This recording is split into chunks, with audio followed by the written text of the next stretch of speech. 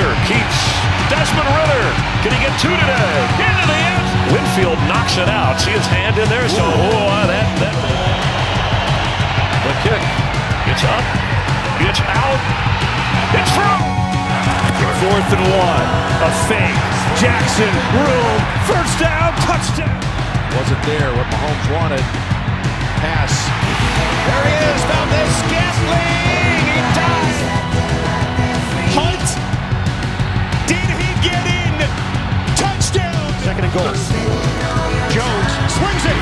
Touchdown. One as done here in the waning moments of the 4th quarter.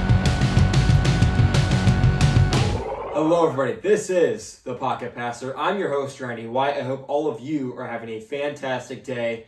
I know I am. It is Monday night. I am recording this, getting a reaction for some of the big games that occurred over the weekend. So, to start off with, I picked the Eagles to win on Sunday night last night. The Eagles got the job done 31-17. Their defense allowed just 10 points. I know there were some missed calls and some ticky-tack stuff in favor of the Eagles. But consider this. This is the reason why I picked Philadelphia. The Dolphins are going to be dropping in my rankings. They have not beat a team with a winning record in over a year. That's a concern. I like the Dolphins a lot. I still think they're a great team, a well-coached team with a ton of talent. Obviously, they're dangerous. But now we've seen them get out-physicaled and outplayed completely in their last two games against teams with winning records. The Bills dismantled them. The Eagles handled them well. So the issue here is the Eagles, like I said, flat out physicaled the Dolphins. The Dolphins kind of feel like a more finesse team. A lot of motions, which I love the motions, by the way, but tons of motions, tons of speed and flashy plays. And they led the league in rushing. They led the league in passing. And they led the league in scoring. All this exciting fireworks show. But when you ask him to go up against this formidable Eagles defensive front, very physical, Fletcher Cox, Jalen Carter on the outside, they're physical. Linebackers, physical. They come up, they hit you in the mouth. They're very similar to the 49ers. There's a reason the Eagles and the 49ers are the two best teams in the NFC. All right, they're the most physical teams in the NFC. Not a lot of finesse going on there. They come right at you. I mean, the Eagles, what's the play we talk about most of all is the tush push that the Eagles like to call the brotherly shove. And by the way, I love that name. Brotherly shove is great. But they come at you and they out-physical you at the line of scrimmage every play. Dolphins weren't ready for it. They got pushed around. That's why they lost. Let me segue to the brotherly shove. This is why the NFL shouldn't ban this play. Everyone wants to talk about, it's an ugly play. It's a rugby play. This isn't real football. Hang on a second. Before you act like this is a guaranteed first down on a 4th down, consider this. Who else runs the play as effectively as the Eagles do? I'll give you a second to think about it. No one. Not a single team. We've seen teams try it. This week we saw teams try it. The Steelers attempted to play themselves against the Rams. Now the refs gave them the first down, but let's be real here. They didn't have the first down, all right? That's a bad spot. Not a good play by the Steelers. The Cowboys failed to run the tush push. Dak Prescott was quoted as saying, they didn't push my tush enough. So they failed their own version of the tush push. We've seen teams time and time again attempt to run this. It's not ran nearly as effectively as the Eagles run it. They practice it excessively, I am sure. They have one of the best offensive line. They have the best offensive line in the league. Led by arguably one of the best centers ever. He's going to be in the Hall of Fame. Jason Kelsey's phenomenal. Good luck getting any push against him. They run it so well. They get low and they drive forward. Jalen Hurts squats 600 pounds. He gets a good push, and then the guys behind him get a good push. No one runs the play like the Eagles. This isn't a low-skill play that anybody can run to where it's just a guarantee conversion on 4th down. If that were the case, other teams would do it effectively, but they don't. The Eagles are the only team that does it at the rate and at the success level that they do it at. No one else comes close. So don't ban a play just because the Eagles are better at it than everyone else. Make other teams figure out how to stop it. We saw the Packers stop the Eagles once or twice running that play last year. Now, the Eagles put up 40 points on the Packers, so I'm not going to try and give them their defense a pat on the back, but they stopped them from running that play at least once, possibly twice. So it's a stoppable play, but you need the personnel to do it. The Eagles have the personnel to run the play better than anyone. Simple as that. Moving on to the Chiefs-Chargers game. So, Chiefs-Chargers, big rivalry game. Chargers incapable of beating the Chiefs over the last several years. Brandon Staley's first game as a Charger, they beat the Chiefs. I don't believe they have won since. It's been a real struggle for them. I picked the Chargers to win. Why, you might ask? Because I'm a casual. What an idiot! Oh, what a loser! Chargers were outplayed completely in that game. Defense did not really have much of an answer for Patrick Mahomes, who put up 31 points, threw for over 400 yards. He was great in that game. The Chiefs' offense looked like they had a lot more explosiveness than what we've seen from them in previous weeks this season. It looks like their offense might be finding its stride. If that's the case, look out. They're the best team in the AFC. I think they're going to get the first round bye. I picked them to get the first round bye heading into the season. Jacksonville will probably compete for it as well because their schedule's so easy and they're better than the teams they're playing. But Chiefs are my favorite for that. I'm concerned with this Chargers offense. They're just not executing. I haven't gotten a chance to dive into the film for the Chargers offense to figure out what's going wrong with them. But I will tell you, they had opportunity after opportunity given to them. It was a scoreless third quarter. It was 24-17 at half. It remained that way through the entirety of the third quarter. Chargers had ample opportunity, including an interception on Patrick Mahomes, to go down there and put points on the board. That Justin Herbert interception shifted the momentum, where it was batted in the air and picked off inside the 10-yard line. After that, Chargers were incapable of moving the ball. They've got to figure something out because right now they're sitting at 2-4. They are lame ducks in the AFC, and they are much better, in my opinion, than their record says they are. But it doesn't matter how good they are. If they don't go out there and perform on the field and get wins, it doesn't matter. Obviously, we all know that. Chargers got to find a way to get it done and fast. They're sputtering out of control.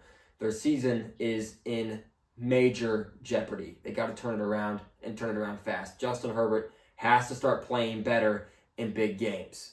Let's go to the Buccaneers-Falcons game. Good God. Talk about sloppy. Baker Mayfield didn't play very well. Desmond Ridder is... I'm not trying to be a hater.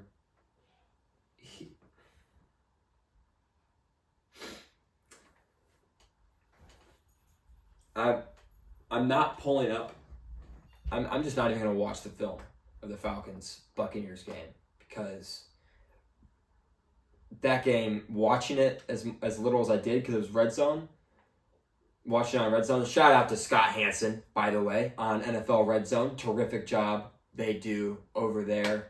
I really enjoy watching that. So shout out to Scott Hansen over there and the rest of that Red Zone crew. They make 7 hours of commercial-free football a blast. But the Buccaneers and the Falcons were not fun to watch. Good God.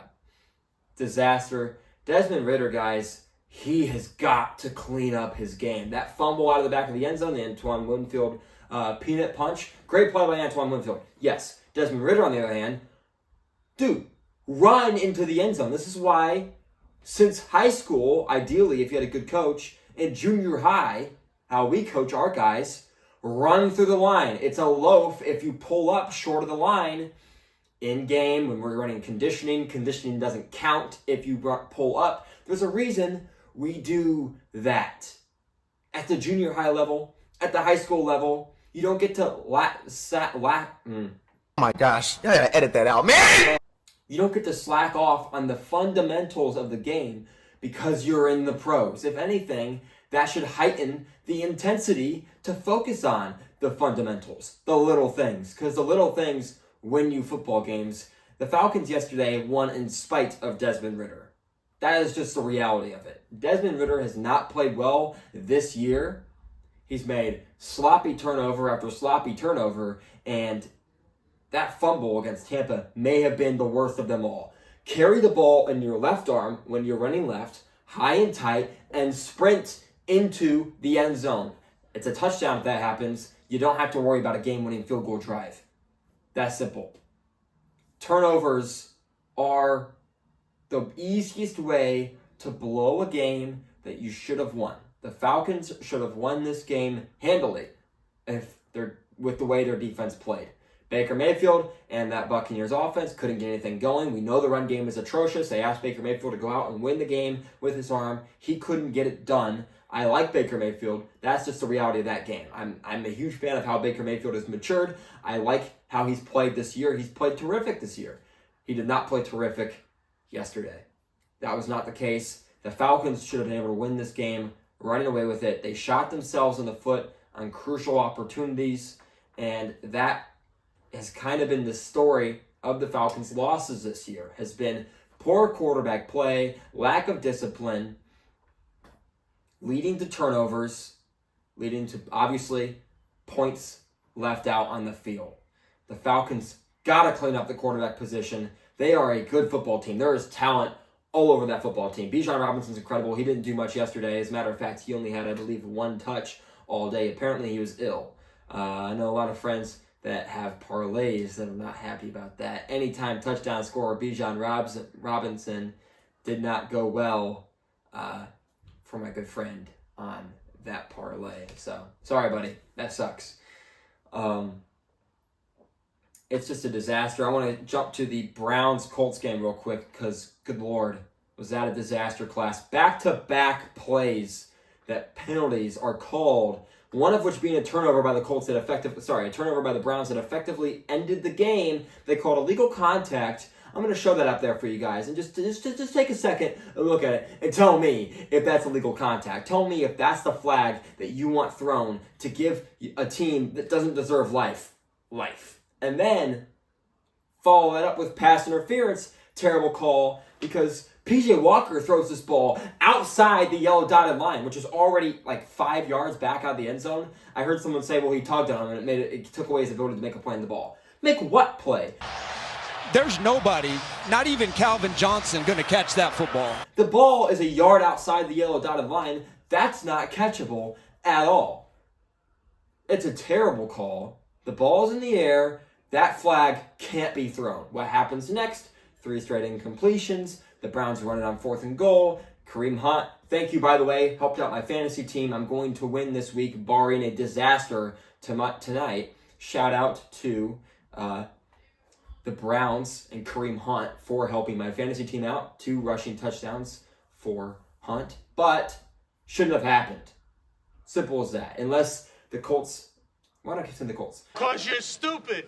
Unless the Browns found a way to get down there to the 1 yard line and end up ultimately running in with Kareem Hunt anyways, they were not forced to earn it. That was a bad pass interference and an even worse illegal contact call that would have effectively ended the game and gave the Colts the win. I picked the Browns to win, and by the way, I had a terrible week in picks this week. This is possibly the worst week I have ever had in my life. I think I got 4 games right. Complete disaster. I have the 49ers tonight. If they let me down, I am going to be simply devastated. This video will be uploaded after the fact, so we will just have to find out. You guys, if the Vikings somehow win this game, you guys will be laughing at me right now. I know that already. So hopefully it doesn't come to that. It